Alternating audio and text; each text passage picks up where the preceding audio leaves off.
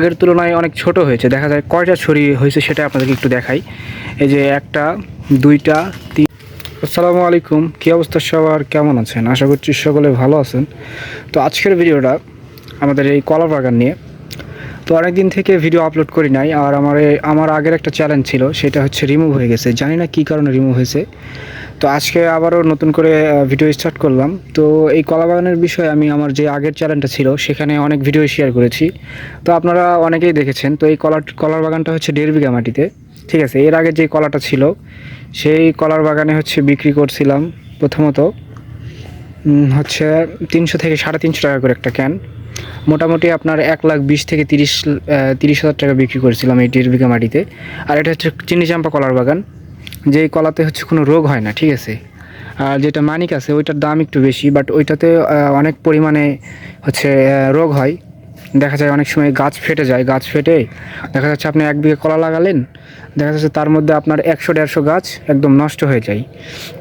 আর এই চিনি চাম্পা কলাতে কোনো প্যারা নাই, ঠিক আছে। কোনো মানে তেমন একটা রোগ হয় না, হয়তো কিছু গাছ নষ্ট হয়, 1 বিঘাতে দেখা যাচ্ছে 15-20টা এরকম নষ্ট হয়, বাট রোগ আছে, বাট খুবই কম। ওই যে আপনার মানিক কলার থেকে একদমই কম। তো এই বছরে যে ক্যানগুলো পড়েছে দেখতে পাচ্ছেন, খুবই মানে দুর্বল, ঠিক আছে। খুবই ছোট ক্যান, কারণ এইটা হচ্ছে মুড়ির কলা। মুড়ির কলা বলতে আপনারা হয়তো অনেকেই বোঝেন, আবার অনেকেই বোঝেন না। সেটা হচ্ছে যে এই যে এখানে আপনাদেরকে একটু ভালো করে বোঝাই। এখানে একটা গাছ ছিল, ঠিক আছে। ওই আগের এই মানে এটার আগের বছরে যে গাছটা ছিল, তো সেইটা হচ্ছে যখন ক্যান পড়ছে পুরো বাগানেতে সব কেটে দেওয়ার পর, ক্যানটা কেটে ফেলার পর এই যে আপনার হচ্ছে এই যে দেখতে পাচ্ছেন যে এই যে তেরগুলো বের হয়েছে, সবগুলো কেটে ফেল দিয়ে পরবর্তী এটাতে আর কি। তো এই একটা করে সব গাছের গোড়ায় একটা করে এই যে মুড়ির কলাগুলো রেখে দেওয়া হয়েছে, মানে তেউরগুলো রেখে দেওয়া হয়েছে। তো এটা হচ্ছে দ্বিতীয় চালানের যে কলাটা সেটা।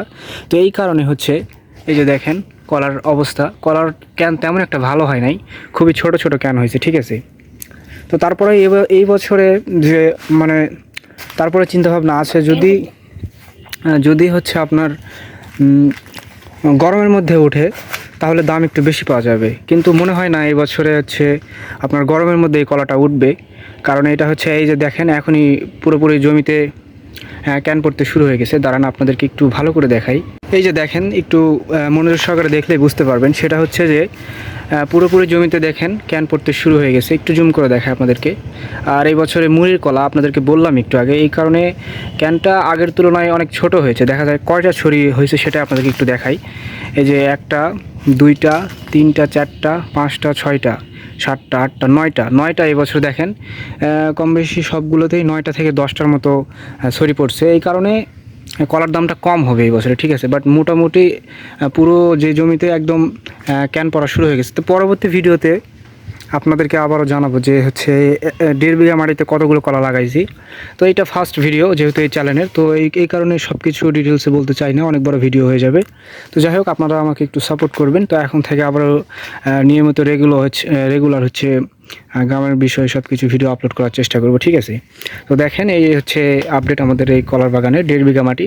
পরবর্তী ভিডিওতে একদম সব কিছু ক্লিয়ারলি জানিয়ে দেবো আপনাদেরকে। তো যাই হোক, ভিডিওটা আপনাদের সামনে গেলে অবশ্যই চ্যানেলটা সাবস্ক্রাইব করে আমার এই চ্যানেলের পাশেই থাকবেন, ঠিক আছে। সবাই ভালো থাকবেন, আসসালামু আলাইকুম।